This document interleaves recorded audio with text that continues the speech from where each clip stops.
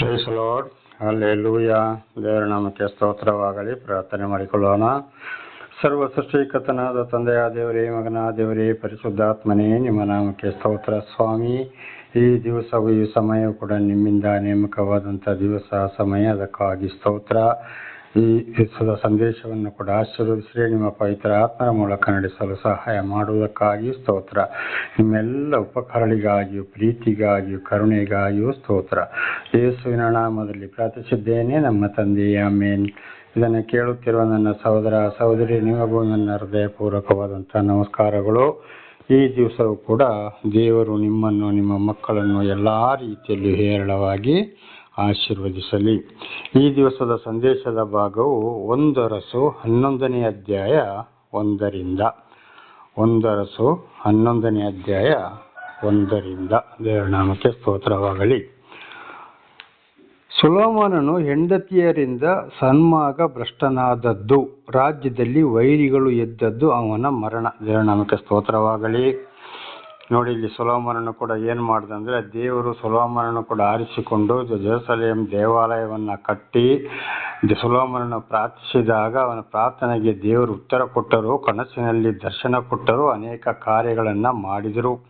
ಆದರೂ ಕಡೆಗೆ ಸೊಲೊಮೋನ ಏನು ಮಾಡ್ದ, ಅನ್ಯ ಸ್ತ್ರೀಯರಿಂದ ಭ್ರಷ್ಟನಾದ, ವ್ಯಭಿಚಾರಕ್ಕೆ ಹೋದವನ ಮನಸ್ಸು ವ್ಯಭಿಚಾರಕ್ಕೆ ಸೆಳೆಯಿತು, ದೇವರ ಆಶೀರ್ವಾದವನ್ನು ಕಳ್ಕೊಂಡ. ಹಾಗೆ ಆದಮೇಲೆ ರಾಜ್ಯದಲ್ಲಿ ಅವನಿಗೆ ಏನಾಯಿತು, ವೈರಿಗಳು ಜಾಸ್ತಿ ಆಯಿತು. ಸೈತಾನನ ಕಾರ್ಯವನ್ನು ಮಾಡಿದ. ಕಡೆಗೆ ಅದೇ ಒಂದು ಶಾಪದಿಂದ ಅವನು ಸತ್ತ ಅಂತೇಳಿ ಇದರ ಅರ್ಥವಾಗಿದೆ. ದೇವರ ನಾಮಕ್ಕೆ ಸ್ತೋತ್ರವಾಗಲಿ. ಹಾಗೆ ಇವತ್ತು ದೇವರು ಆರಿಸಿಕೊಂಡ ಮೇಲೆ ಕೂಡ ತನ್ನ ಹಿರಿಯರ ಮೂಲಕ ಸರಿಯಾಗಿ ಮದುವೆಯಾದ ಹೆಂಡತಿಯೊಂದಿಗೆ ಮಾತ್ರ ಅವರು ಸಂಪರ್ಕ ಇಟ್ಟುಕೊಳ್ಳಬೇಕು ಹೊರತು ಅನ್ಯ ಸ್ತ್ರೀಯರೊಂದಿಗೆ ಸಂಪರ್ಕ ಇಟ್ಟುಕೊಳ್ಳುವುದಾದರೆ ಅದು ದೇವರಿಗೆ ವಿರುದ್ಧವಾಗಿದೆ. ಅಂಥವರು ನಾನಾ ರೀತಿ ಕಡೆಗೆ ದೇವರಂಥವರನ್ನು ಕೈ ಬಿಡ್ತಾರೆ. ಅವರು ಯಾರೇ ಆಗಲಿ, ವಿಶ್ವಾಸಿಗಳೇ ಆಗಲಿ, ಇತರ ಜನಗಳೇ ಆಗಲಿ, ದೇವರು ಆದುಕೊಂಡವರೇ ಆಗಲಿ, ಯಾರೇ ಆಗಲಿ, ಆ ರೀತಿ ಆದರೆ ಅದೇ ಒಂದು ಶಾಪದಲ್ಲಿ ಅವರು ಸಾಯಬೇಕಾಗ್ತದೆ. ಕಡೆಗೆ ಅವರಿಗೆ ವೈರಿಗಳು ಕೂಡ ಜಾಸ್ತಿ ಆಗ್ತದೆ, ಅಥವಾ ದೊಡ್ಡ ದೊಡ್ಡ ರೋಗಗಳು ಕೂಡ ಬರಬಹುದು. ಈಗ ಸೊಲೊಮೋನನ ತಂದೆ ದಾವೀದ ಅರಸನು ಕೂಡ ಏನು ಮಾಡ್ದ, ಹೆಂಡತಿಯನ್ನು ಬಿಟ್ಟು ಆ ಬೆತ್ಷೆಬೆ, ಒಂದು ಊರಿಯ ಎಂಬ ಒಂದು ಒಬ್ಬವನ ಹೆಂಡತಿ ಚೆಲುವೆಯಾಗಿದ್ಲು, ಅವಳ ಮೇಲೆ ಮರಳುಗೊಂಡು ಅವಳನ್ನು ಕರೆಗಳಿಸಿ ವ್ಯಭಿಚಾರ ನಡೆಸಿ ಗರ್ಭಿಣಿಯಾಗಿ ಒಂದು ಮಗು ಹುಟ್ಟಿತ್ತು. ಆ ಮಗು ಕೂಡ ಅಲ್ಲಿ ಏನಾಯಿತು, ಕಡೆಗೆ ಅದು ಎಷ್ಟೇ ಪ್ರಾರ್ಥನೆ ಮಾಡಿದ್ರೆ ಮಗು ಉಳಿಯಲಿಲ್ಲ, ಕಾಯಿಲೆ ಬಂದು ಸತ್ತು ಹೋಯಿತು. ಇದನ್ನು ಕೂಡ ಆದ್ದರಿಂದ ಏನಾಯಿತು, ಅವನ ಶವ, ದಾವೀದನ ಶವವು ಮಣ್ಣೊಳಗೆ ಕರಗಿ ಹೋಯಿತು ಎಂಬುದಾಗಿ ನಾವು ಇದನ್ನು ಅಪೊಸ್ತಲರ ಕೃತ್ಯದಲ್ಲಿ ನಾವು ನೋಡ್ತೇವೆ. ಪರಿಶುದ್ಧರಾದವರ ಶವ ಸಾಯೋದಿಲ್ಲ. ನಾಡ್ದು ಪುನರುತ್ಥಾನಕ್ಕೆ ದೇವರು ನ್ಯಾಯ ತೀರ್ಪಿಗಾಗಿ ಬರುವಾಗ ಯೇಸುಸ್ವಾಮಿ ಹೇಗೆ ಪುನರುತ್ಥಾನಗೊಂಡರೋ ಹಾಗೆ ಪುನರುತ್ಥಾನಗೊಳ್ಳುತ್ತಾರೆ. ಪರಿಶುದ್ಧರಾದವರ ಶವ ಎಂದಿಗೂ ಮಣ್ಣೊಳಗೆ ಕೊಳೆಯೋದಿಲ್ಲ ಎಂಬುದಾಗಿ ಕೀರ್ತನೆಯಲ್ಲಿ ಮತ್ತು ಅಪೊಸ್ತಲರ ಕೃತ್ಯದಲ್ಲಿ ನಾವು ಇದನ್ನು ಓದಿಕೊಳ್ಳಬಹುದು, ಬರೆಯಲ್ಪಟ್ಟಿದೆ, ನಾನು ಓದಿದ್ದೇನೆ. ಆದ್ದರಿಂದ ದಾವೀದ ಅರಸರು ಅದೊಂದು ತಪ್ಪು ಮಾಡಿದ್ರಿಂದ ಅವರ ಶವ ಏನಾಯಿತು, ಕೊಳೆತು ಹೋಯಿತು. ಆಗ ದೇವರು ಏನು ಮಾಡಿದ್ರು, ಅಲ್ಲಿ ಅಷ್ಟೆಲ್ಲ ಅವರನ್ನು ಕಣ್ಣಡಿಸಿ ಮಾಡಿ ಪರಲೋಕದ ಭಾಗ್ಯವನ್ನು ಕಳೆದುಕೊಂಡ. ಹಾಗೆ ಜ್ಞಾನಿ ಸೊಲೊಮೋನ ಕೂಡ ಏನು ಮಾಡಿದಲ್ಲಿ ಪರಲೋಕದ ಭಾಗ್ಯವನ್ನು ಸ್ವೀಕಾರ ಮಾಡಿ ಅಷ್ಟದ್ಭುತ ಕಾರ್ಯಗಳನ್ನ ಮಾಡಿದರೂ ಕಳೆದುಕೊಂಡ. ಅದೇ ರೀತಿ ನೋಹನ ವಿಷಯವನ್ನು ಕೂಡ ನೋಡಿಕೊಳ್ಳೋಣ. ನೋಹನನ್ನು ನೋಡಿ ಅವನ ಒಂದು ಕುಟುಂಬವನ್ನು, ಅವನ ಹೆಂಡತಿ, 3 ಮಕ್ಕಳು, 3 ಸೊಸೆಯಂದಿರನ್ನು ದೇವರು ಆರಿಸಿಕೊಂಡರು. ಕಡೆಗೆ ದ್ರಾಕ್ಷಾರಸವನ್ನು ಕುಡಿದು ಅಮುಲೇರಿ ಬೆತ್ತಲೆಯಾಗಿ ಬಿದ್ದು ಹೋದ, ಪರಲೋಕವನ್ನು ಕಳೆದುಕೊಂಡ. ಅದೇ ರೀತಿ ಆದಾಮನ ವಿಚಾರವನ್ನು ನೋಡೋಣ. ದೇವರು ಎಚ್ಚರಿಸಿದರು, ಏದೇನ್ ತೋಟದಲ್ಲಿ ಬಿಟ್ಟರು, ಎಲ್ಲ ಬುದ್ಧಿವಾದ ಹೇಳಿದರು. ಆದರೆ ಸೈತಾನನು ಹೆಂಡತಿಯ ಮೂಲಕ ವಂಚಿಸುವಾಗ ದೇವರ ಮಾತನ್ನು ಮರೆತು ಹೆಂಡತಿಯ ಮಾತಿಗೆ ಬೆಲೆ ಕೊಟ್ಟ ಕಾರಣ ಆದಾಮನು ಕೂಡ ದೇವರ ರಾಜ್ಯವನ್ನಲ್ಲಿ ಕಳೆದುಕೊಂಡ ಎಂಬುದಾಗಿ ನಾವು ಇದನ್ನು ಇಲ್ಲಿ ಓದುತ್ತೇವೆ. ಹಾಗೆ ನಾವು ಪ್ರತಿಯೊಂದು ವಿಚಾರ ಇದು ನಮ್ಮ ಜೀವಿತಕ್ಕೂ ಕೂಡ ಅಳವಡಿಸಿಕೊಳ್ಳಬೇಕು. ಒಂದು ವೇಳೆ ಯಾವುದಾದ್ರೂ ತಪ್ಪುಗಳು ಬಂದು ಹೋಯಿತು, ಕಷ್ಟ ಸಂಕಟ ದುಃಖ ಬಂದರೂ ಕೂಡ ಖಂಡಿತವಾಗಿ ಪಶ್ಚಾತ್ತಾಪ ಪಟ್ಟು ಸರಿಪಡಿಸಿಕೊಳ್ಳಬೇಕು. ಆದರೂ ಅಲ್ಲಿ ದೇವರ ಆಶೀರ್ವಾದ ಸಿಕ್ಕುವುದು ಬಹಳ ಕಷ್ಟ. ಒಂದು ವೇಳೆ ದೊರಕಬಹುದ ಏನೋ ಅದು ಡೌಟೇ.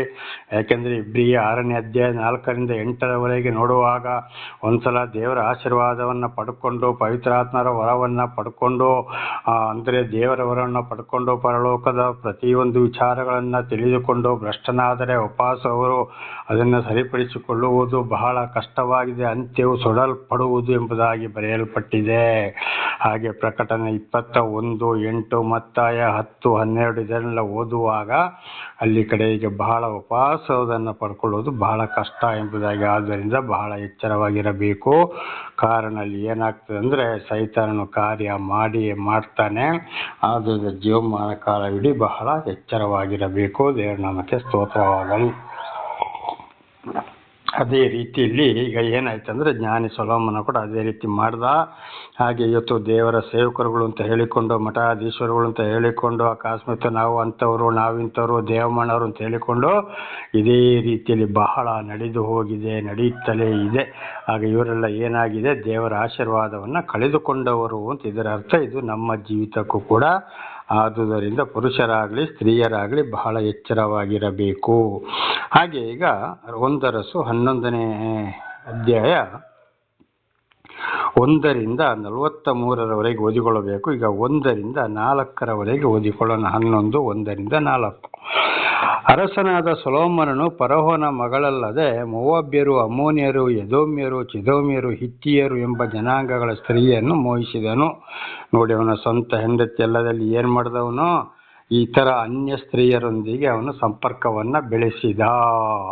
ಇವರು ವಿಶ್ವಾಸಿಗಳಲ್ಲ, ಯಾರೂ ಅಲ್ಲ, ದೇವ್ರನ್ನ ಅರಿತವರು ಅಲ್ಲ. ಅನ್ಯ ಸ್ತ್ರೀಯರೊಂದಿಗೆ ಸಂಪರ್ಕವನ್ನು ಇವನು ಬೆಳೆಸಿದ, ವ್ಯಭಿಚಾರ ಮಾಡಿದ. 10 ದಶಾಜ್ಞೆಗಳಲ್ಲಿ ಒಂದು ಆಜ್ಞೆ ನಮಗೆ ತಿಳಿಸಲ್ಪಡ್ತದೆ, ವ್ಯಭಿಚಾರ ಮಾಡಬೇಡ ಅಂತಂದರೆ ಅನ್ಯ ಸ್ತ್ರೀಯರೊಂದಿಗೆ ಆಗಲಿ ಅಥವಾ ಇತರ ಸ್ತ್ರೀಯರೊಂದಿಗೂ ಕೂಡ ಯಾವುದೇ ಕಾರಣಕ್ಕೂ ಅನೈತಿಕ ಸಂಪರ್ಕವನ್ನು ಇಟ್ಟುಕೊಳ್ಳಬಾರದು ಅಂತ ಇದರ ಅರ್ಥ. ಸ್ತ್ರೀಯರನ್ನು ಮೋಹಿಸಿದ.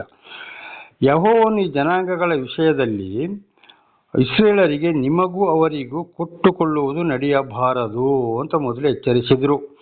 ಆದರೆ ಅನ್ಯರಿಗೆ ಹುಡುಗಿಯರನ್ನು ಕೊಡಬಾರ್ದು, ಅಲ್ಲಿಂದ ತರಬಾರದು, ಅವರಿಗೂ ನಿಮಗೂ ಯಾವುದೇ ಸಂಪರ್ಕ ಇರಬಾರದು ಅಂತ ಇದರ ಅರ್ಥವಾಗಿದೆ.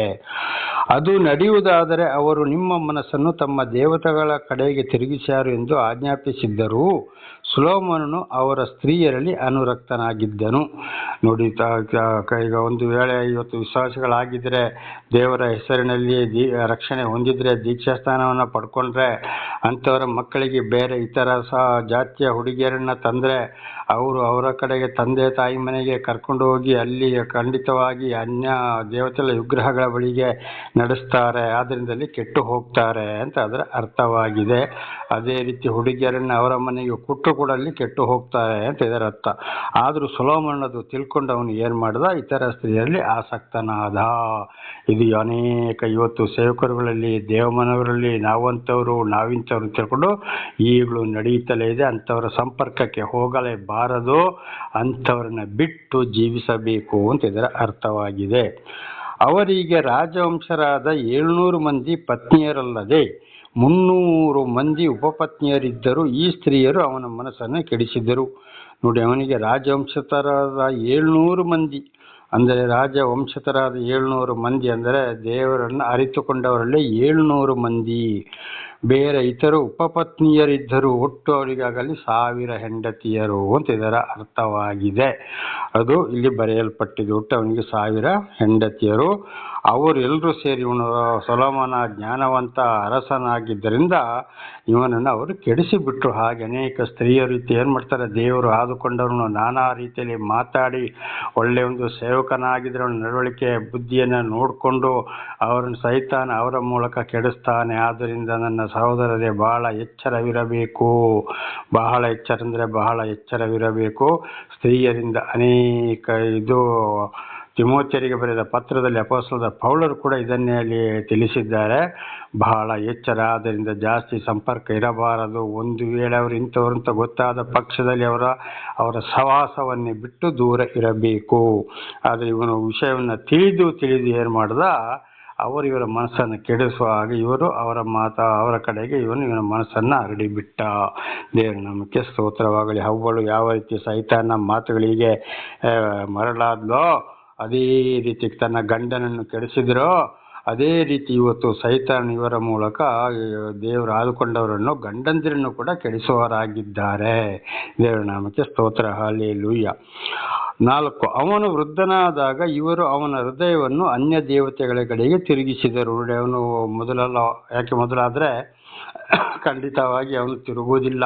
ವೃದ್ಧನಾದಾಗ, ವಯಸ್ಸಾದಾಗ ಅವನ ಮನಸ್ಸನ್ನು ವಿಗ್ರಹಗಳ ಕಡೆಗೆ, ಸೈತಾನ್ನ ಕಡೆಗೆ ತಿರುಗಿಸಿದರು. ನೋಡಿ, ಅಲ್ಲಿವರೆಗೆ ಏನೂ ಆಗಲಿಲ್ಲ, ಆಗ ತಿರುಗಿಸಿದರು. ಈ ಕಾರಣದಿಂದ ಅವನು ತನ್ನ ದೇವರಾದ ಯೆಹೋವನಲ್ಲಿಟ್ಟಿದ್ದ ಯಥಾರ್ಥ ಭಕ್ತಿಯನ್ನು ಕಳೆದುಕೊಂಡನು, ತನ್ನ ತಂದೆಯಾದ ದಾವೀದನಂತೆ ನಡೆಯಲಿಲ್ಲ. ದೇವರ ನಮಗೆ ಸ್ತೋತ್ರವಾಗಲಿ. ದೇವರ ಆಶೀರ್ವಾದವನ್ನು ಇವನು ಕಳ್ಕೊಂಡ. ಹಾಗಿದು ಬಹಳ ಎಚ್ಚರವಾಗಿರಬೇಕು. ತನ್ನ ಸ್ತ್ರೀಯರು ಕೂಡ ಇವತ್ತು ಏನು ಮಾಡ್ತಾ ಇದ್ದಾರೆ, ಇತರರು ಕೂಡ ಇತರರಿಗಾಗಿ ಪುರುಷರನ್ನು ಕೂಡ ಹಾಳು ಮಾಡಿ ಗಂಡಂದಿರನ್ನ ಇತರ ಒಂದು ಸಹವಾಸವನ್ನು ಕೂಡ ಇಟ್ಟುಕೊಳ್ಳೋರು ಇವತ್ತು ಲೋಕ ಇಡೀ ತುಂಬಿ ಹೋಗಿದೆ. ಎಲ್ಲರೆಲ್ಲ ಕೆಲವೇ ಮಂದಿ ಮಾತ್ರ ಸರಿಯಾಗಿ ನಡೆದುಕೊಳ್ತಾ ಇದ್ದಾರೆ. ಆದ್ದರಿಂದ ಉಪಪತ್ನಿ ಬೇರೆ ಇತರ ಸಂಘದವರು ಬಹಳ ಎಚ್ಚರವಾಗಿ ಇರಬೇಕಾಗಿದೆ. ದೇವರ ನಾಮಕ್ಕೆ ಸ್ತೋತ್ರವಾಗಲಿ. ದೇವರ ಆಶೀರ್ವಾದವನ್ನು ಕಳೆದುಕೊಂಡ ಸೊಲೊಮೋನ ಹಾಗೆ ಇದೇ ರೀತಿಯಲ್ಲಿ ಯಾರು ಇರ್ತಾರೋ ಅವರು ಕೂಡ ದೇವರ ಆಶೀರ್ವಾದವನ್ನು ಕಳೆದುಕೊಳ್ಳಬೇಕಾಗಿದೆ. 13ನೇ ವಚನ, 1 ಅರಸು 11:13. ನಿನ್ನ ಮಗನ ಕೈಯಿಂದ ಅದನ್ನು ಕಿತ್ತುಕೊಳ್ಳುವೆನು, ಆದರೆ ರಾಜ್ಯವನ್ನೆಲ್ಲ ಕಿತ್ತುಕೊಳ್ಳುವುದಿಲ್ಲ. ನನ್ನ ಸೇವಕನಾದ ದಾವೀದನಿಗೋಸ್ಕರವೂ ನಾನು ಆರಿಸಿಕೊಂಡ ಯೆರೂಸಲೇಮ್ ಪಟ್ಟಣಗೋಸ್ಕರವೂ ನಿನ್ನ ಮಗನಿಗೆ ಒಂದು ಕುಳವನ್ನು ಉಳಿಸುವೆನು ಎಂದು ಹೇಳಿದನು. ದೇವರ ನಾಮಕ್ಕೆ ಸ್ತೋತ್ರ.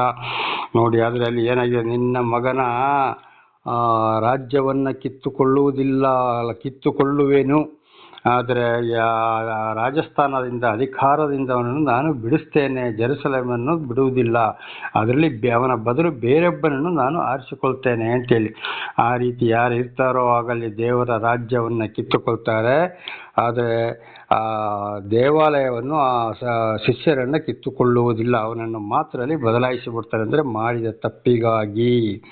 ಆದ್ದರಿಂದ ನಿನ್ನ ಮಗನಿಗೆ ಒಂದು ಕುಳವನ್ನು ಮಾತ್ರ ಉಳಿಸ್ತೇನೆ, ಅವನು ಹಾಳಾಗೋದು ಬೇಡ, ನಾಶ ಆಗೋದು ಬೇಡ ಅಂತೇಳಿ, ಅವನಿಗೆ ಯಾರು ಇಲ್ಲ ಅಂತ ಆಗೋದು ಬೇಡ ಅಂತೇಳಿ ಒಂದು ಕುಳವನ್ನು ಮಾತ್ರ ಉಳಿಸ್ತೇನೆ ಅಂತ ಹೇಳಿದ್ದಾರೆ. ಹಾಗೆ ನೋಡಿ, ಇವತ್ತು ದೇವರಿಗೆ ವಿರುದ್ಧವಾದಂಥ ಸೇವಕರುಗಳನ್ನು ಕೂಡ ಬದಲಾಯಿಸ್ತಾರೆ. ನಾನಾ ಥರದ ಕಷ್ಟ, ಸಂಕಟ, ದುಃಖ, ಕಡೆಗೆ ಆ ಸಭೆಗೆ ಯಾರು ಹೋಗೋದಿಲ್ಲ, ಯಾರು ಬರುವುದಿಲ್ಲ, ಅವರ ಮಾತನ್ನು ಕೇಳುವುದಿಲ್ಲ ಅಂತೇಳಿ ಈ ರೀತಿಯೆಲ್ಲ ಶಿಕ್ಷೆಗಳು ಬರ್ತವೆ. ಹಾಗೆ ನೋಡಿ, ಈಗ ನಾನು ಇರುವ ಸ್ಥಳದಲ್ಲಿ ಕೂಡ ಮೊದಲು ಅಂದರೆ ಒಂದು 12 ವರ್ಷದ ಹಿಂದೆ ಇಲ್ಲಿಗೆ ಬೇರೆ ಒಂದು ಸೇವಕರುಗಳು ಬರ್ತಾ ಇದ್ರು. ಅವರು ಏನೆಲ್ಲೋ ಬಂದು ಏನೋ ದೇವರಿಗೆ ವಿರುದ್ಧವಾಗಿ ಜನಗಳನ್ನು ನಡೆಸ್ತಾ ಇದ್ರು. ಬಹಳ ಜನ ಇಲ್ಲಿಗೆ ಬರ್ತಾ ಇದ್ರು. ಕಡೆಗೆ ನನಗೆ ಅವರ ಪರಿಚಯ ಆಯಿತು. ಮೆಲ್ಲನೆ ದೇವರು ನನ್ನನ್ನು ಇಲ್ಲಿಗೆ ಕಾಲಿಡಿಸಿದರು.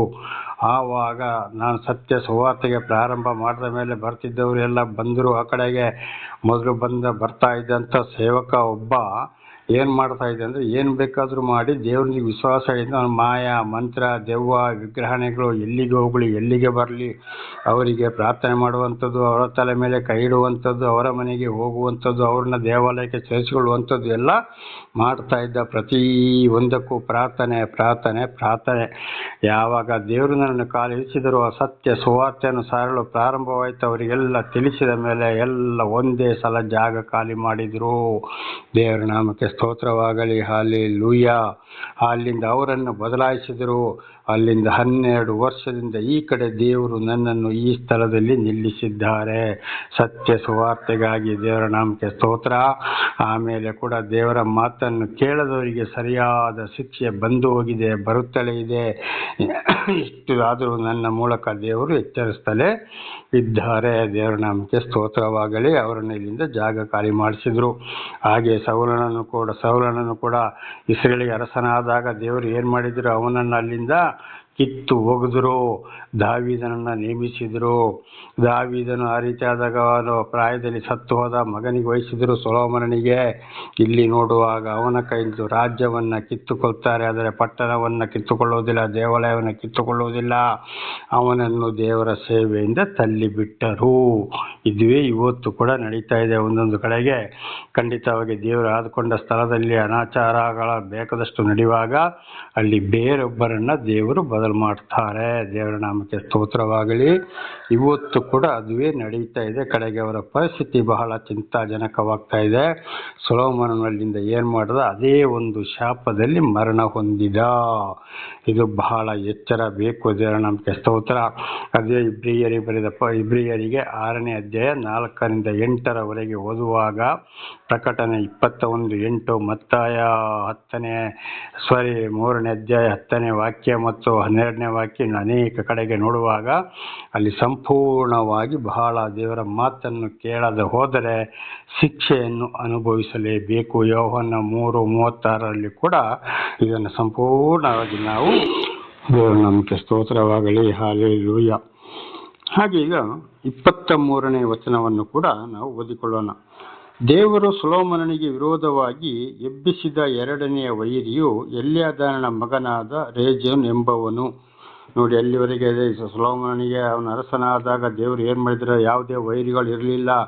ದೇವರಿಗೆ ವಿರುದ್ಧವಾಗಿ ನಡೆದಾಗ, ದೇವರ ಮಾತಿಗೆ ಅವಿಧೇಯರಾಗಿ ನಡೆದಾಗ ಅಲ್ಲಿ ವೈರಿಗಳು ಬರಕ್ಕೆ ಪ್ರಾರಂಭವಾಯಿತು. ಕಾರಣ, ದೇವರು ಅವನನ್ನು ತಳ್ಳಿ ಬಿಟ್ಟಿದ್ದಾರೆ. ದೇವರ ಒಂದು ಮನಸ್ಸು ದೃಷ್ಟಿ ಅವನ ಕಡೆಯಿಂದ ತೆಗೆದರು. ಇದು ಹಿಂದೆ ಕೂಡ ನಾವು ಓದಿಕೊಂಡಿದ್ದೇವೆ. ಆದ್ದರಿಂದ ಇವತ್ತು ದೇವರು ಆದುಕೊಂಡವರು ತಪ್ಪಿ ನಡೆದಾಗ, ಅವಿಧೇಯರಾದಾಗ ಅಲ್ಲಿ ಕೆಟ್ಟವರ ಸಹವಾಸಗಳು ಬರ್ತದೆ. ವಿಗ್ರಹಗಳ ಸೈತಾನ ಕಡೆಗೆ, ಲೋಕದ ಕಡೆಗೆ ಹೋಗ್ತಾರೆ. ಅಲ್ಲಿ ವೈರಿಗಳು ಪ್ರಾರಂಭವಾಗ್ತದೆ, ಕೆಟ್ಟವರ ಸಹವಾಸ ಆಗ್ತದೆ. ಅದರಲ್ಲಿ ಬಹಳ ಶಿಕ್ಷೆಯನ್ನು ಅನುಭವಿಸ್ತಾರೆ. ಅದು ಇವತ್ತು ಕೂಡ ನಡೆಯುತ್ತಲೇ ಇದೆ. ಆದ್ದರಿಂದ ಬಹಳ ಎಚ್ಚರ. ಹಾಗೆ 26ನೇ ವಚನ 11:26. ಅರಸನಾದ ಸೊಲೊಮೋನನಿಗೆ ವಿರೋಧವಾಗಿ ಎದ್ದವರಲ್ಲಿ ಅವನ ಸೇವಕರು ಚಿರೇದ ಊರಿನ ಎಫ್ರಾಯಿಮನಾದ ನೆಬಾಟನ ಮಗನೂ ಆಗಿದ್ದ ಯರೊಬ್ಬಾಮನೆಂಬನು, ಮತ್ತೊಬ್ಬನು ಚೆರೂಗಳೆಂಬ ವಿಧವೆಯು ಅವನ ತಾಯಿ. ದೇವರ ನಾಮಕ್ಕೆ ಸ್ತೋತ್ರವಾಗಲಿ. ಹಾಗೆ ನೋಡಿ, ಅಲ್ಲಿಂದ ಏನಾಯಿತು, ಅವನ ಸೇವಕರಾಗಿದ್ದವರೇ ಅವನಿಗೆ ಮತ್ತೆ ತಿರುಗಿ ಬಿದ್ದರು. ಅವನ ಮೇಲೆ ವಿರೋಧಿಗಳಾಗಿ ಬಂದರು. ಯಾರಿಗೆ? ಸೊಲೊಮೋನನಿಗೆ. ನೀನು ಹಾಗೆ ಮಾಡಿದ್ಯಾ, ನೀನು ಹೀಗೆ ಮಾಡಿದ್ಯಾ, ನಿನ್ನ ಈ ಪರಿಸ್ಥಿತಿ ತಿಳ್ಕೊಂಡು ವಿರೋಧವಾಗಿ ಬಂದರು. ಹಾಗೆ ಇವತ್ತು ದೇವರಿಗೆ ನಾವು ವಿಧೇಯರಾಗಿ ಜೀವಿಸ್ತಾ ಇದ್ದಾಗ, ದೇವರು ನಮ್ಮನ್ನು ನಡೆಸ್ತಾ ಇರುವಾಗ, ದೇವರ ವಾಕ್ಯಕ್ಕೆ, ಪ್ರತಿಯೊಂದು ವಾಕ್ಯಕ್ಕೂ ನಾವು ಇವತ್ತು ಅವಿಧೇಯರಾಗಿದ್ದರೆ ನಮ್ಮ ಜೊತೆಲಿದ್ದವರು, ಪ್ರೀತಿಯಲ್ಲಿದ್ದವರು ಕೂಡ ನಮಗೆ ವಿರೋಧಿಗಳಾಗ್ತಾರೆ. ದೇವರು ಯಾಕೆಂದರೆ ದೇವರು ಆರಿಸಿಕೊಂಡವರಿಗೆ ತಪ್ಪಿ ನಡೆದಾಗ ಅಂಥವ್ರನ್ನ ಕೈ ಬಿಡ್ತಾರೆ ಅಂತ ಇದರ ಅರ್ಥ. ಇದು ಸುಮ್ಮನೆ ಇಲ್ಲಿ ವಿರೋಧಿಗಳು ಬರುವುದೇ ಇಲ್ಲ. ವಿರೋಧಿಗಳ ಕೈಗೆ ನಿನ್ನ ಒಪ್ಪಿಸಿ ಬಿಡ್ತೇನೆ ಅಂತೇಳಿ ಹಿಂದೆ ಕೂಡ ಓದಿದ್ದೇವೆ. ನೆಹೆಮೀಯನ ಗ್ರಂಥದಲ್ಲಿ ಕೂಡ ಇದು ಬಹಳ ಚೆನ್ನಾಗಿ ಬರೆಯಲ್ಪಟ್ಟಿದೆ. ಹಾಗೆ ಈಗ 33ನೇ ವಾಕ್ಯವನ್ನು ಓದಿಕೊಳ್ಳೋಣ. ಇದಲ್ಲದೆ ಆತನು ನಿನಗೆ, ಸೊಲೊಮೋನನು ಅವನ ಮನೆಯವರು ನನ್ನನ್ನು ಬಿಟ್ಟು ಚಿದೋನ್ಯರ ದೇವತೆಯಾದ ಅಷ್ಟೋರತ್, ಮೋವಾಬ್ಯರ ದೇವತೆಯಾದ ಕಶಮ್, ಅಮೋನಿಯರ ದೇವತೆಯಾದ ಎಲ್ಕೋಮ್ ಇವುಗಳನ್ನು ಆರಾಧಿಸಿದ್ದು, ಅವರ ತಂದೆಯಾದ ದಾವೀದನು ನನ್ನ ನೇಮವಿಧಿಗಳನ್ನು ಕೈಗೊಂಡು ನನ್ನನ್ನು ಮೆಚ್ಚಿಸಿ ನಡೆದಂತೆ ಅವರು ನಡೆಯದೆ ಹೋದದ್ದು ಇದಕ್ಕೆ ಕಾರಣ. ದೇವರ ನಾಮಕ್ಕೆ ಸ್ತೋತ್ರವಾಗಲಿ. ಹಲ್ಲೆಲೂಯಾ. ಇಲ್ಲಿ ಯಾಕೆ ಇಸ್ರೇಲ್ ಈ ಒಂದು ಶಿಕ್ಷೆ ಬರಲು ಕಾರಣ ಏನಂದರೆ, ಇವರು ಈ ಸೊಲೊಮೋನ ಈ ಅನ್ಯ ಸ್ತ್ರೀಯರ ಸಂಪರ್ಕ ಮಾಡಿದ್ರಿಂದ, ಅವರ ಜೊತೆಯಲ್ಲಿ ಸೇರಿ ವಿಗ್ರಹಾರ್ಧನೆ ಈ ಸೈತಾನನ ಕಾರ್ಯ ಮಾಡಿದ್ರಿಂದ ದೇವರು ಅಲ್ಲಿ ಅವನ ಕಾರ್ಯವನ್ನು ಬಿಟ್ಟರು. ಆದ್ದರಿಂದಲ್ಲಿ ಅವನ ತಂದೆ ದೇವರನ್ನು ಮೆಚ್ಚಿಸಿ ನಡೆದಂತೆ ಇವನು ನಡೆಯಲಿಲ್ಲ. ಆದರೆ ಬೆತ್ಸೆಬ ಎಂಬ ಒಂದು ಸ್ತ್ರೀಯ ವಿಚಾರದಲ್ಲಿ ಅನಾಚಾರವಾಗಿ ನಡ್ಕೊಂಡ ಅವರ ತಂದೆ ದಾವೀದ. ಆದರೆ ದೇವರಲ್ಲಿ ಪಶ್ಚಾತ್ತಾಪ ಪಟ್ಟ. ಆಗ ಇವನಲ್ಲಿ ಪಶ್ಚಾತ್ತಾಪ ಪಡಲಿಲ್ಲ. ಅದುವೇ ಇಲ್ಲಿ ತಪ್ಪಾಗಿದ್ದು ಸೊಲೊಮೋನನದು. ಒಂದು ವೇಳೆ ಅವನಪ್ಪ ದಾವೀದನು ಪಶ್ಚಾತ್ತಾಪ ಪಟ್ಟ ಹಾಗೆ ಇವನು ಪಶ್ಚಾತ್ತಾಪ ಪಟ್ಟಿದ್ರೆ ದೇವರು ಅವನನ್ನು ಕ್ಷಮಿಸ್ತಿದ್ರು. ಇವನು ಪಶ್ಚಾತ್ತಾಪ ಪಡಲಿಲ್ಲ. ಹಾಗೆ ಇದರ ಅರ್ಥ, ನಾವು ಮನುಷ್ಯರ ಜೀವಿತದಲ್ಲಿ ದೇವರು ಆದುಕೊಂಡಾಗ, ದೇವರನ್ನು ದೇವರನ್ನೇ ತಿಳಿಯಪಡಿಸಿದ ಮೇಲೆ, ದೇವರನ್ನು ತಿಳ್ಕೊಂಡ ಮೇಲೆ ಒಂದು ವೇಳೆ ತಪ್ಪಾದರೂ ಕೂಡ ದೇವರಲ್ಲಿ ಸಂಪೂರ್ಣ ಪಶ್ಚಾತ್ತಾಪ ಪಟ್ಟು ಆ ಒಂದು ವಿಚಾರವನ್ನು ಬಿಟ್ಟರೆ ಖಂಡಿತವಾಗಿಯೂ ದೇವರಿಂದ ಆಶೀರ್ವಾದ ದೊರಕಬಹುದು. ಜ್ಞಾನೋಕ್ತಿ 28:13 ಕೂಡ ಜ್ಞಾನಿ ಸೊಲೊಮೋನ ಅದನ್ನು ಹೇಳಿದ್ದು, ನಿನ್ನ ಪಾಪಗಳನ್ನು ಒಪ್ಪಿಕೊಂಡು ಬಿಟ್ಟರೆ ನಿನಗೆ ಕರುಣೆ ದೊರಕುವುದು. ಒಪ್ಪಿಕೊಂಡು ಬಿಡು. ಹಿಜ್ಕೀಯ ಅರಸ ತಪ್ಪು ಮಾಡಿದಾಗ ಯೆಶಾಯನ ಮುಖಾಂತರ ತಿಳಿಸಿದಾಗ ಹಿಜ್ಕೀಯ ಅರಸನು ಕೂಡ ಗೋಡೆಯ ಕಡೆಗೆ ತಿರುಗಿಕೊಂಡು ಮೊಣಕಾಲೂರಿ 2 ಕೈಗಳನ್ನ ಮೇಲಕ್ಕೆತ್ತಿ ಪ್ರಾರ್ಥಿಸಿದಾಗ ಅವನ ಪಾಪಗಳನ್ನು ಕ್ಷಮಿಸಿ ದೇವರು ಮತ್ತೆ ಅವನಿಗೆ 15 ವರ್ಷ ಆಯುಷ್ಯಗಳನ್ನು ಜಾಸ್ತಿ ಕೂಡಿಸಿದರು ಎಂಬುದಾಗಿ ನಾವು ಓದುತ್ತೇವೆ. ದೇವರ ನಾಮಕ್ಕೆ ಸ್ತೋತ್ರ. ಅದೇ ರೀತಿ ನೋಡಿ, ಸ್ವಾಮಿ ಮಗ್ದಲದ ಮರಿಯಳು ಎಂಬುದಾಗಿ ಮಾರ್ಕ 16ನೇ ಅಧ್ಯಾಯದಲ್ಲಿ ನೋಡುವಾಗ ಅವಳ ಮೈಯಲ್ಲಿ 7 ದೆವ್ವಗಳಿತ್ತು. ದೇವರು ಅವಳೊಂದು ವ್ಯಭಿಚಾರಿಣಿ. ಆ 7 ದೆವ್ವಗಳನ್ನು ಹೊರಡಿಸಿದರು. ಆಮೇಲೆ ಯೇಸುಸ್ವಾಮಿ ಸತ್ತು ಪುನರುತ್ಥಾನಗೊಂಡಾಗ 12 ಮಂದಿ ಶಿಷ್ಯರಲ್ಲಿ ಅಲ್ಲಿ ಯೂದ ಒಬ್ಬ ಸತ್ತು ಹೋದ. ಇನ್ನು 11 ಮಂದಿಯಲ್ಲಿ ದರ್ಶನ ಸಿಕ್ಕಲಿಲ್ಲ ಅವರಿಗೆ. ಮೊಟ್ಟ ಮೊದಲು 7 ದೆವ್ವಗಳಿಂದ ವ್ಯಭಿಚಾರಿಣಿ ಇಂದ ಆ 7 ದೆವ್ವಗಳನ್ನು ಬಿಡಿಸಿದ ಮಗ್ದಲದ ಮರಿಯಳಿಗೆ ದೇವರು ಮೊದಲ ದರ್ಶನವನ್ನು ಕೊಟ್ಟರು. ದೇವರ ನಾಮಕ್ಕೆ ಸ್ತೋತ್ರವಾಗಲಿ. ಹಲ್ಲೆಲೂಯಾ. ಮೊಟ್ಟ ಮೊದಲು ಮರಿಯಳಿಗೆ ಅಂದರೆ ವ್ಯಭಿಚಾರಿಣಿ 7 ದೆವ್ವಗಳಿಂದ ಬಿಡುಗಡೆಯಾದವಳಿಗೆ ದೇವರು ದರ್ಶನವನ್ನು ಕೊಟ್ಟರು. ಮೊಟ್ಟ ಮೊದಲು ಅವರು ಪುನರುತ್ಥಾನಗೊಂಡ ಹಾಗೆ. ಆಗ ದೇವರ ಪಾಪಗಳನ್ನು ಕ್ಷಮಿಸಿದಾಗ, ಸಂಪೂರ್ಣ ಬಿಟ್ಟು ದೇವರ ಮೇಲೆ ವಿಶ್ವಾಸ ಇಟ್ಟಾಗ ಖಂಡಿತವಾಗಿ ದೇವರು ಪಾಪಗಳನ್ನು ಕ್ಷಮಿಸುತ್ತಾರೆ. ಇದು ಮತ್ತೆ ಯೆಶಾಯ 59:1 ಮತ್ತು 2ನೇ ವಚನಗಳನ್ನ ಓದುವಾಗ ಅಲ್ಲಿ ಕೂಡ ಸ್ಪಷ್ಟವಾಗಿ ಕಾಣ್ತದೆ. ಒಂದು ವೇಳೆ ನಮ್ಮ ಪಾಪಗಳು ಅರಿವಾದಾಗ ನಾವು ಅದನ್ನು ತಿಳ್ಕೊಳ್ಳದೆ ಹೋದರೆ, ಪಶ್ಚಾತ್ತಾಪ ಪಡದೆ ಹೋದರೆ, ಜ್ಞಾನಿ ಸೊಲೊಮೋನನು ಯಾವ ರೀತಿ ಶಾಪಗ್ರಸ್ತನಾಗಿ ಸತ್ತನೋ ಅದೇ ರೀತಿ ಸಾಯಬೇಕಾಗಿದೆ. ಆ ಕಾರ್ಯ ಇವತ್ತು ಕೂಡ ನಡೆಯಬೇಕಾಗಿದೆ. ನಾವು ಪಶ್ಚಾತ್ತಾಪ ಪಟ್ಟು ಅದನ್ನು ಸರಿ ಮಾಡಿಕೊಳ್ಳಬೇಕು. ದೇವರ ನಾಮಕ್ಕೆ ಸ್ತೋತ್ರವಾಗಲಿ. ಹಲ್ಲೆಲೂಯಾ. ಹಾಗೆ ಈಗ 34ರಿಂದ ಓದಿಕೊಳ್ಳೋಣ. ಆದರೂ ನಾನು ಸೊಲೊಮೋನನ ಕೈಯಿಂದ ರಾಜ್ಯವನ್ನೆಲ್ಲ ಕಿತ್ತುಕೊಳ್ಳುವುದಿಲ್ಲ. ನನ್ನ ಆಜ್ಞಾವಿಧಿಗಳನ್ನು ಕೈಗೊಂಡವನು, ನಾನು ಆರಿಸಿಕೊಂಡ ಸೇವಕನೂ ಆದ ದಾವೀದನ ನಿಮಿತ್ತವಾಗಿ ಅವನನ್ನು ಅವನ ಜೀವಮಾನದಲ್ಲೆಲ್ಲ ಅರಸನನ್ನಾಗಿ ಇರಿಸುವೆನು. ದೇವರಿಗೆ ಸ್ತೋತ್ರ. ಆದರೂ ಅವನ ರಾಜ್ಯವನ್ನು ನಾನು ಕಿತ್ತುಕೊಳ್ಳುವುದಿಲ್ಲ. ನನ್ನ ಆಜ್ಞಾವಿಧಿಗಳನ್ನು ಕೈಗೊಂಡವನು, ನಾನು ಆರಿಸಿಕೊಂಡ ಸೇವಕನೂ ಆದ ನಿಮಿತ್ತವಾಗಿ ಅವನನ್ನು ಅವನ ಜೀವಮಾನದಲ್ಲೆಲ್ಲ ಅರಸನನ್ನಾಗಿ ಇರಿಸುವೆನು. ಅವನ ಅಪ್ಪನನ್ನು ನೆನೆಸಿಕೊಂಡು ಅವನು ನನ್ನ ಮಾತಿಗೆ ವಿಧೇಯರಾಗಿ ನಡೆದ ಆ ಒಂದು ಯೋಚನೆಯಿಂದ ಅವನನ್ನು ನಾನು ಏನು ಮಾಡ್ತೇನೆ, ಕಿತ್ತುಕೊಳ್ಳುವುದಿಲ್ಲ, ಅರಸನಾಗಿಯೇ ಇರ್ತಾನೆ. ಆದರೆ ಬಹಳ ಶಿಕ್ಷೆಗೆ ಅವನು ಒಳಪಡಬೇಕಾಗ್ತದೆ ಅಂತ ಇದರ ಅರ್ಥ. ಹಾಗೆ ದೇವರು ಮತ್ತು ನಮ್ಮ ಇಂತೆ ತಪ್ಪು ಮಾಡಿದರನ್ನು ನಡೆಸಿದರೂ ಕೂಡ ಖಂಡಿತವಾಗಿ ಶಿಕ್ಷೆಯನ್ನು ಅನುಭವಿಸಲೇಬೇಕಾಗ್ತದೆ ಅಂತ ಇದರ ಅರ್ಥ.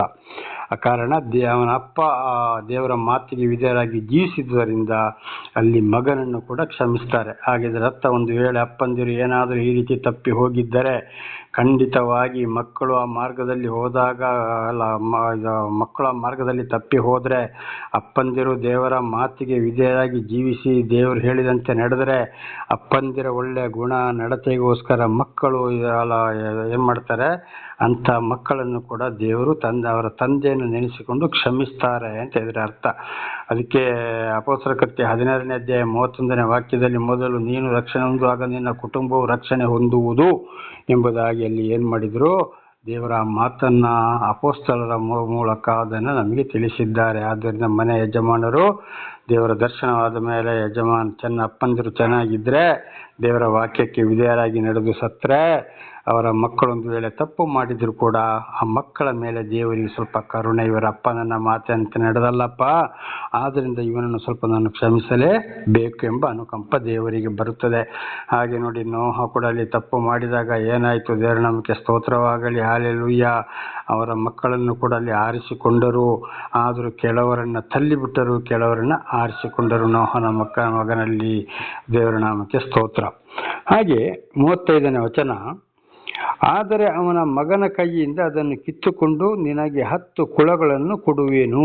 ದೇವರ ನಾಮಕ್ಕೆ ಸ್ತೋತ್ರವಾಗಲಿ.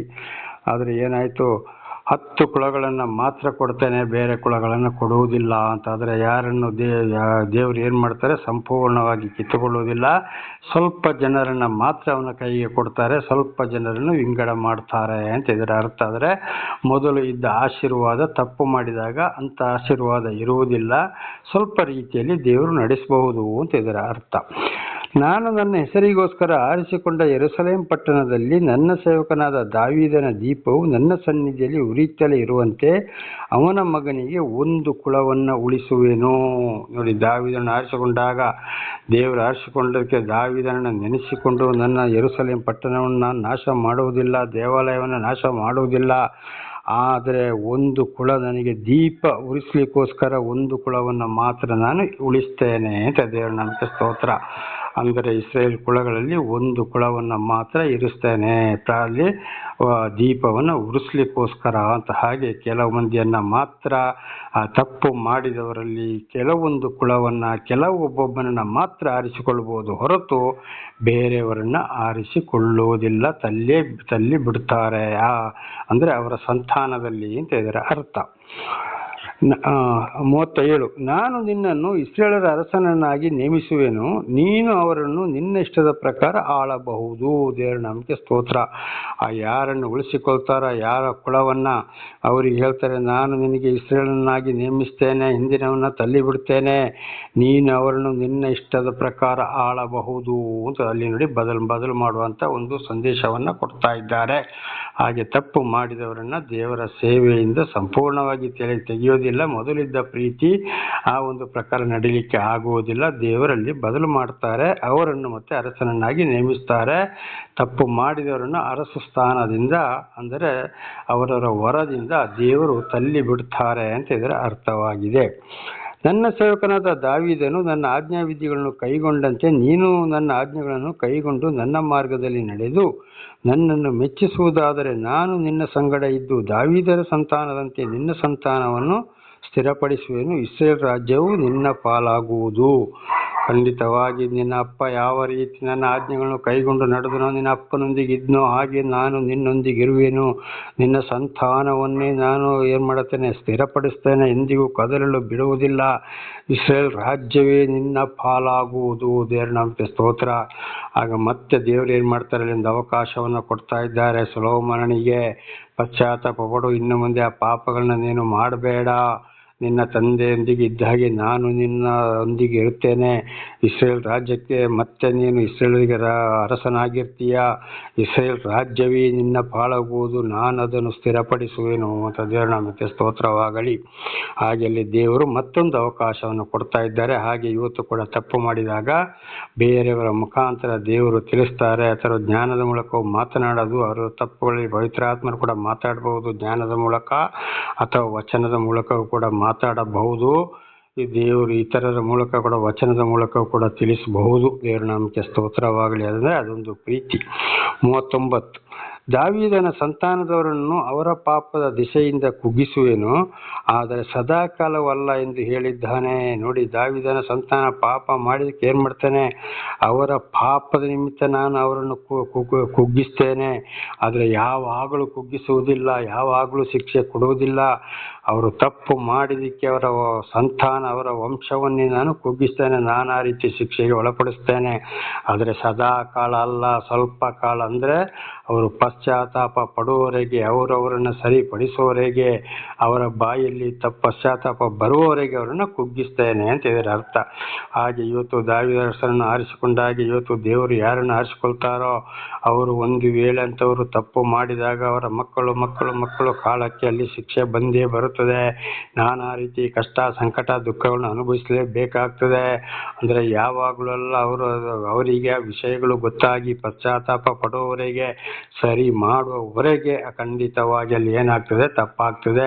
ಅದಕ್ಕೆ ದಾವೀದರ ಸಭೆಗಳನ್ನು ಕಂಡು ಅವಳ ಗಂಡನನ್ನು ಕೊಂದು ಹೆಂಡತಿಯಾಗಿ ಬರಮಾಡಿದಾಗ ದೇವರೊಂದು ಮಾತು ಹೇಳಿದರು, ಈ ಕತ್ತಿಯು ನಿನ್ನ ಸಂತಾನವನ್ನು ಬಿಟ್ಟು ತೊಲಗುವುದಿಲ್ಲ ಅಂತಂದರೆ ಶಾಪ, ದೇವರ ಶಾಪ. ಅದೇ ರೀತಿಯಲ್ಲಿ ಸೊಲೊಮೋನನಿಗೆ. ಅದಕ್ಕೆ ನೋಡಿ, ವಿಮೋಚನ ಕಾಂಡ 20ನೇ ಅಧ್ಯಾಯ 5 ಮತ್ತು 6ನೇ ವಚನ, 34ನೇ ಅಧ್ಯಾಯ 7ನೇ ವಚನದಲ್ಲಿ, ಹೆತ್ತ ತಂದೆಯ ದೋಷಫಲ 3-4 ಮಕ್ಕಳ ತಲೆಮಾರುವರೆಗೆ ಅಂತೇಳಿ ಅದಕ್ಕೆ ಹೇಳಿದ್ದು. ಬಹಳ ಎಚ್ಚರವಾಗಿರಬೇಕು, ಅದು ವಂಶಕ್ಕೆ ಬರ್ತದೆ. ಅಲ್ಲಿ ಬಹಳ ಕಷ್ಟ, ಸಂಕಟ, ದುಃಖಗಳನ್ನು. ಆದರೆ ದೇವರು ಸದಾಕಾಲ ಅಲ್ಲ, ಇತರರ ಮೂಲಕ ತಿಳಿಸಿದಾಗ, ಓ ನಮ್ಮ ಅಪ್ಪ ನಮ್ಮ ಅಜ್ಜ ಈ ರೀತಿ ಮಾಡಿದ್ರಪ್ಪ, ನಾವು ಈ ರೀತಿಗೆ ಕ್ಷಮೆ ಕೇಳಬೇಕು, ದೇವರಲ್ಲಿ ಪ್ರಾರ್ಥಿಸಬೇಕು, ನಾವು ಆ ಮಾರ್ಗದಲ್ಲಿ ನಡೆಯಬಾರದು ಎಂಬುದು ಅರ್ಥವಾಗಿ ಪಶ್ಚಾತ್ತಾಪಪಟ್ಟು ಸರಿ ಮಾಡುವಲ್ಲಿವರೆಗೆ ದೇವರು ಅಲ್ಲಿ ಶಿಕ್ಷೆಗೆ ಒಳಪಡಿಸ್ತಾರೆ ಅಂಥವರನ್ನು. ಅದು ಇವತ್ತು ಕೂಡ ನಡೀತಲೇ ಇದೆ. ಇದು ಯೆಹೆಜ್ಕೇಲ 18ನೇ ಅಧ್ಯಾಯದಲ್ಲಿ ನಾವು ಚೆನ್ನಾಗಿ ಓದಿಕೊಳ್ಳಬಹುದು. ಮಾಡಿದುಣ್ಣೋ ಮಹಾರಾಯ ಅಂದರೆ ಇವತ್ತು ಅಪ್ಪಂದಿರು ಅಜ್ಜಂದಿರು, ವಿಶೇಷವಾಗಿ ಅಪ್ಪಂದಿರು ಇಂಥ ತಪ್ಪು ಮಾಡಿದ್ದಾರೆ, ಅದಕ್ಕಾಗಿ ನಾವು ಇಂಥ ಶಿಕ್ಷೆಯನ್ನು ಅನುಭವಿಸ್ತೇವೆ ಅಂತೇಳಿ ಗೊತ್ತಾಗಿ ಮಕ್ಕಳು ಅಂದರೆ ಗಂಡು ಮಕ್ಕಳು ಖಂಡಿತವಾಗಿ ಅದಕ್ಕೆ ಪಶ್ಚಾತ್ತಾಪ ಪಟ್ಟು ಆ ಪಾಪವನ್ನು, ತಂದೆಯ ಪಾಪವನ್ನು ಬಿಟ್ಟು ಜೀವಿಸಿದರೆ ಮಕ್ಕಳಿಗೆ ಅಲ್ಲಿ ಆಶೀರ್ವಾದ. ಒಂದು ವೇಳೆ ತಿಳಿದು ಮಕ್ಕಳು ಆ ಪಾಪವನ್ನು ಬಿಡದೆ ಹೋದರೆ, ಅದೇ ಮಾರ್ಗದಲ್ಲಿ ಅಪ್ಪಂದಿರ ಮಾರ್ಗದಲ್ಲಿ ಮಕ್ಕಳು ನಡೆದರೆ ಅವರು ಆ ಅಪ್ಪನ ಪಾಪ ಅಲ್ಲಿ ಆ ಮಕ್ಕಳ ಮೇಲೆ ಕೂಡ ಅವರಿಗೆ ಕೂಡ ಬರ್ತದೆ. ಅವರ ಪಾಪದಿಂದ ಹೊರಬರಲು ಸಾಧ್ಯವಿಲ್ಲ ಎಂಬುದಾಗಿ ಯೆಹೆಜ್ಕೇಲ 18ನೇ ಅಧ್ಯಾಯದಲ್ಲಿ ಸ್ಪಷ್ಟವಾಗಿ ಇದು ಬರೆಯಲ್ಪಟ್ಟಿದೆ. ಆದ್ದರಿಂದ ಮಕ್ಕಳು ಬಹಳ ಎಚ್ಚರವಾಗಿರಬೇಕು. ಯೌವನಸ್ಥ ಹುಡುಗರೇ, ಖಂಡಿತವಾಗಿಯೂ ದೇವರನ್ನು ಅರಿತುಕೊಂಡಾಗ, ದೇವರು ದರ್ಶನ ಕೊಟ್ಟಾಗ, ಅಪ್ಪಂದಿರ ಪಾಪಗಳು ಗೊತ್ತಾದಾಗ ದೇವರಲ್ಲಿ ಪ್ರಾರ್ಥಿಸಬೇಕು. ದೇವರೇ, ನಮ್ಮ ಅಪ್ಪ ಈ ರೀತಿ ಮಾಡಿದಾನಪ್ಪ ಅಥವಾ ಅಜ್ಜಂದರು ಮಾಡಿದ್ದಾರೆ ಅಂತ ನಮಗೆ ತಿಳಿದು ಬಂದಿದೆ, ಆದರೆ ದಯವಿಟ್ಟು ನಮ್ಮನ್ನು ಕ್ಷಮಿಸು, ಆ ಪಾಪದಿಂದ ನಾವು ಸದಾ ಕಾಲ ನಿನ್ನ ವಾಕ್ಯದಂತೆ ಜೀವಿಸ್ತೇವೆ ಅಂತೇಳಿ ಮಾತು ಕೊಟ್ಟು ಜೀವಿಸಿದರೆ ಅಜ್ಜಂದಿರು ಅಪ್ಪಂದಿರು ಮಾಡಿದಂಥ ಪಾಪಗಳು ಲೆಕ್ಕಕ್ಕೆ ಬರುವುದಿಲ್ಲ. ತಿಳಿದು ಸುಮ್ಮನಿದ್ದರೆ ಖಂಡಿತವಾಗಿ ಆ ಪಾಪವು ಬೆನ್ನಟ್ಟಿಕೊಂಡು ಬರ್ತದೆ. ಅದೇ ರೀತಿ ಕೀರ್ತನೆ 109ರಲ್ಲಿ ಹೆತ್ತ ತಾಯಿಯ ಪಾಪ ಅಳಿದು ಹೋಗದಿರಲಿ ಎಂಬುದಾಗಿ ಬರೆಯಲ್ಪಟ್ಟಿದೆ. ಹುಡುಗಿಯರು ಕೂಡ ತಾಯಿಗಳಲ್ಲಿ ಏನಾದರೂ ತಪ್ಪು ಮಾಡಿದ್ದು ಗೊತ್ತಾದರೆ ಹುಡುಗಿಯರು ಕೂಡ ಪ್ರಾರ್ಥನೆ ಮಾಡಿ ಖಂಡಿತವಾಗಿ ತಾಯಿಯ ಪಾಪಕ್ಕೆ ಹೋಗಬಾರದು, ಬಿಟ್ಟು ದೇವರ ಮಾರ್ಗದಲ್ಲಿ ನಡೆದರೆ ಆಶೀರ್ವಾದ, ಇಲ್ಲದ್ರೆ ತಾಯಿಯ ಪಾಪ ಅಂತ ಹುಡುಗಿಯರ ಮೇಲೆ ಕೂಡ ಬಂದೇ ಬರುತ್ತದೆ. ಸ್ವಂತ ಹೆಣ್ಣು ಮಕ್ಕಳ ಮೇಲೆ ಅದುವೇ ಇವತ್ತು ಬಹಳ ಶಿಕ್ಷೆಯಲ್ಲಿ ಅನುಭವಿಸ್ತಾ ಇದ್ದಾರೆ. ಇದು ನಾಳೆಗೂ ಮುಂದುವರಿಯುತ್ತದೆ. ಪ್ರಾರ್ಥನೆ ಮಾಡಿಕೊಳ್ಳೋಣ. ಸರ್ವ ಸೃಷ್ಟಿಕರ್ತನ ತಂದೆಯ ದೇವರೇ, ಮಗನ ದೇವರೇ, ಪರಿಶುದ್ಧಾತ್ಮನೇ, ನಿಮ್ಮ ನಾಮಕ್ಕೆ ಸ್ತೋತ್ರ. ಸ್ವಾಮಿ, ಇವತ್ತಿನ ಈ ಒಂದು ಸಂದೇಶವನ್ನು ನನ್ನ ಸಹೋದರ ಸಹೋದರಿಗೆ ತಿಳಿಸಲು ನೀವು ಆಶೀರ್ವಾದ ಮಾಡಿದಕ್ಕಾಗಿ ಸ್ತೋತ್ರ. ನಾನು ಕೂಡ ತಿಳಿದುಕೊಳ್ಳುವಂತೆ ಮಾಡಿದಕ್ಕಾಗಿ ಸ್ತೋತ್ರ. ಇದರಲ್ಲಿ ಏನಾದರೂ ತಪ್ಪಿ ಹೋಗಿದ್ದರೆ ಅವರನ್ನು ಕ್ಷಮಿಸಿರಿ. ಪಾಪ ಪರಿಹಾರ ಎಲ್ಲವೂ ನಿಮ್ಮಿಂದಲೇ ಹೊರತು ಬೇರೆ ಯಾರಿಂದಲಿಲ್ಲ. ನೀವೊಬ್ಬರೇ ದೇವರು, ನಿಮ್ಮಿಂದಲೇ ಪಾಪ ಪರಿಹಾರ, ನಿಮ್ಮಿಂದಲೇ ರಕ್ಷಣೆ. ನಿಮ್ಮೆಲ್ಲ ಉಪಕಾರಗಳಿಗಾಗಿ ಕೃತಜ್ಞತಾ ವಂದನೆಗಳು. ಯೇಸುವಿನ ನಾಮದಲ್ಲಿ ಪ್ರಾರ್ಥಿಸಿದ್ದೇನೆ ನಮ್ಮ ತಂದೆ, ಆಮೇನ್. ಇದನ್ನು ಕೇಳುತ್ತಿರುವ ಅಥವಾ ಕೇಳಿದಂಥ ನನ್ನ ಸಹೋದರ ಸಹೋದರಿಯರೇ, ನಿಮ್ಮನ್ನು ನಿಮ್ಮ ಮಕ್ಕಳನ್ನು ದೇವರು ಚೇಲವಾಗಿ ಆಶೀರ್ವದಿಸಿ ಅವರೆಲ್ಲರೂ ನಿಮ್ಮನ್ನು ಸಾಕ್ಷಿಗಳನ್ನಾಗಿ ಮಾರ್ಪಡಿಸಲಿ. ನಿಮಗೂ ನನ್ನ ಧನ್ಯವಾದಗಳು.